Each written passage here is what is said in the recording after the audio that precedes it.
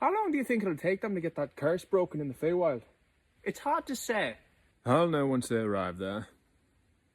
Does your patron reside in the Fey? They're demons in the Feywild. My patroness is not a demon. Blood and ashes, that's a relief. You know, I always thought you served some kind of infernal creature. Connor, if I begged a penny for your thoughts, I swear I'd get change. Keep rolling your eyes, you might find your brain up there. I always thought you served the Raven Queen. With her vendetta towards the undead. No, but I was courting a vampire. Yes, but that relationship didn't work out. Because I'm a desolate, sardonic reprobate. Now, why don't you teach him what those words mean and leave me in peace, for pity's sake? For the record, I know what desolate means. Just not the other two. I don't mean to sound untoward, but do either of you two have a type? I always find myself attracted to bisexuals who give off goblin energy. You know, I quite fancy goblins who give off bisexual energy. Huh. How about yourself? Oh, I've got a girl back home. The glow of her is like the midday sun. My heart has felt encased in ice since our parting. Come to think of it, I really should write to her. Darling, I cherish every memory of you, like a good book. And I long for you, as I long for a book. And if you could peruse the pages of my heart, I think you'd quite fancy that book. My dearest, your thoughts echo my own. In an attempt to close some of this irksome distance between us, I have included a rather sinful illustration of myself. I hope it brings you some comfort whilst we must be parted.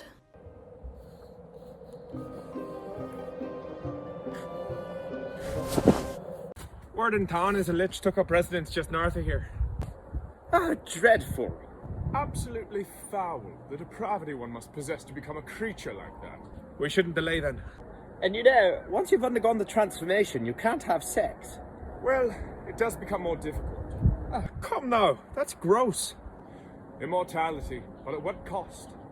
That whole sex thing aside, it's evil to become a lich. Neither of you would do it anyway, right? Of course not. Just so. Regardless, it begs no consideration. But maybe. It would change things. You'd have to reevaluate. It becomes a more tempting prospect. You two are unbelievable. Thankfully, it's a choice you'll never be faced with. I suppose, being a rogue. I think he meant as a virgin. So this ritual, it will make me more powerful? Many times over. And my magic will be stronger than that of the wizard? The contrast shall be as a wax candle to a wild inferno. I will have the same level of power as Fenric? Oh, honey, no. Beg your pardon? I see auras, and when he arrived in town, I thought the sun had fallen to earth. He's really that strong? The gap of your power spans vast as the great salt sea. Really? Like a second to a century. Like a kitten to a tiger. Like... Yes, I quite see the shape of it. You needn't go on. Okay, one more, but last one. Like a pebble to the moon. Why don't you give that a break and come practice some blade work? Gladly. I yield. You're getting better, you know. I still think I could take you if I was using magic. And I could take you if I snuck up behind you and stabbed you. That's fair. It seems rather unfair to me. But undeniably effective. And if you can't sneak up on your target? Then you just sneak away and you try your luck again later. That's not very honourable. Well, honour's a lot more easily kept when it is recovered. When I started working in the shadows a long time ago. Take that to damnation, you're honourable to a fault. And you, since when did blowing up scores of people with bat guano-fueled incendiaries become the MITHRIL standard for honourable conduct?